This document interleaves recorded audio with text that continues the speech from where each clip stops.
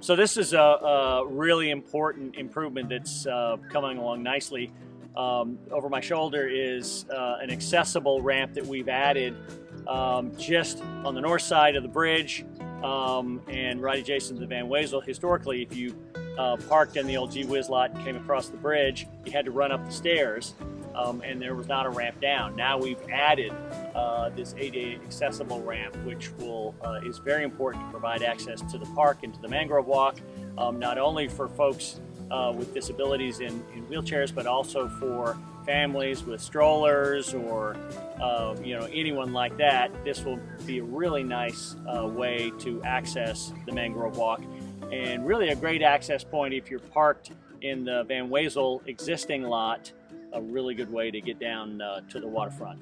You can also see over my shoulder a tremendous amount of landscaping. The trees are in and they're getting ready to put in all of the shrub material, and that will happen in the next couple of weeks, and it's really coming together nicely. We're very excited about it. So we've always talked about accessibility is an important part of our park, an important part of the Mangrove Walk improvements that we're doing. And so we've added an additional access point that has never existed to the Van Wezel parking lot to the north of the hall.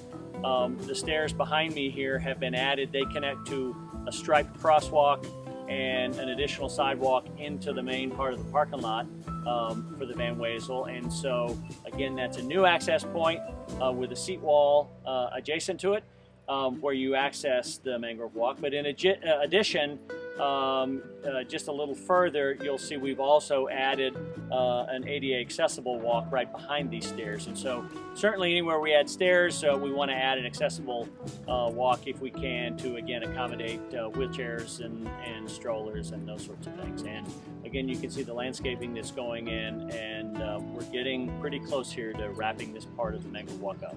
So in this part of the Mangrove Walk, we're in the oak and cabbage palm hammock area, and we're right in the middle of putting down the wood decks, and a lot of thought has gone into this. First of all, our denitrification trench that is pre-treating a lot of on-site and off-site stormwater ends where there's a big pipe, right over my right shoulder. And when we have a really big rain, the denitrification trench overflows to this area.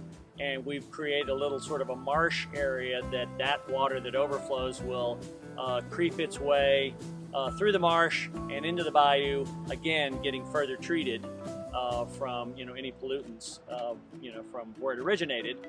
And so then that created the opportunity for us to put in a series of decks that go over the marsh. And so each of those decks are, in addition to being a beautiful part of the project, each of those will be etched with some sort of native plant or indigenous animal. In this case, we've got a couple of different plants that have been interpreted graphically by our graphic design team. And the process is the metal frame goes in underneath, and then the carpenter, which they're doing today, cuts the wood boards to size, flips them over, numbers every single one. Then those go to the sign vendor, and they will actually etch the patterns into the deck, and then they'll come back in and put the puzzle pieces back together per the numbering and screw them in.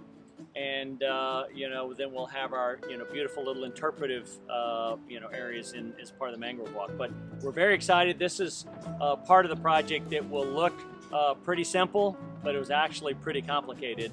And quite honestly, it's one of the things I'm most excited about related to the Mangrove.